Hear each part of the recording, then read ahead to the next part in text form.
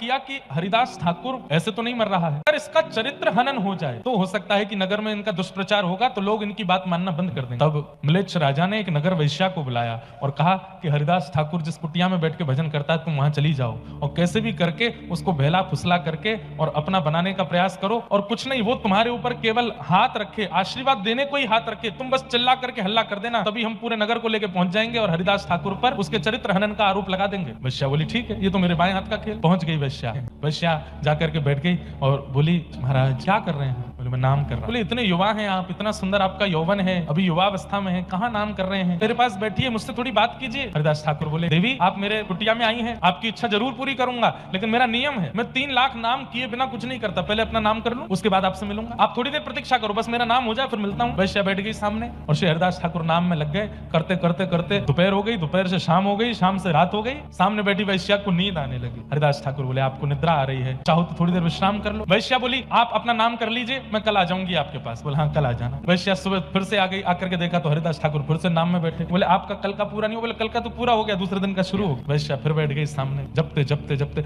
हरिदास ठाकुर नाम नहीं जप रहे हैं, प्रत्येक नाम में प्रार्थना कर रहे हैं, हे जगन्नाथ मेरे इस नाम का बल, मेरे इस नाम का प्रभाव, मेरे इस नाम का पुण्य इसको दे देना। ये इतनी सुंदर है, इतना अच्छा गाती है, इतने सुंदर इसके नेत्र हैं, इतना सर्वांगीण इसका सुंदर मधुर है, अगर ये सर्वांगीण अंग से आपका नाम गाएगी तो आपको प्राप्त कर लेगी, हाँ तो इसके हृदय को पवित्र कर देना। दूसरा दिन भी निकल गया। वैश्या रात्रि में बोली मैं जाती हूँ, कल फिर आऊंगी, तुम आ जाना, सुबह भोर में मंगला में आ जाना, सुबह सुबह 4 बजे आ जाना। अगले दिन तीसरे दिन वैश्या 4 बजे पहुंची। हरिदास ठाकुर तीसरे दिन का नाम प्रारंभ कर चुके थे। बोले अब तो देवी प्रारंभ हो गया, अब तो ये पूरा। तब उस वैश्या के मन में ये आया कि मेरा रूप इतना सुंदर है, मैं जिसको देख लेती हूँ वो मेरे पीछे खिंचा चला आता है, और मैं 3 दिन से इनके यहाँ आ रही हूँ, ये क्या 2 अक्षर का नाम है जिसके पीछे ये मेरी ओर नहीं देख रहे हैं, ऐसा क्या है इस नाम में? तब उसने प्रार्थना करते हुए कहा आप क्या नाम करते हैं, थोड़ा मुझे सुनाएंगे? बोले सुनोगी? हरे कृष्ण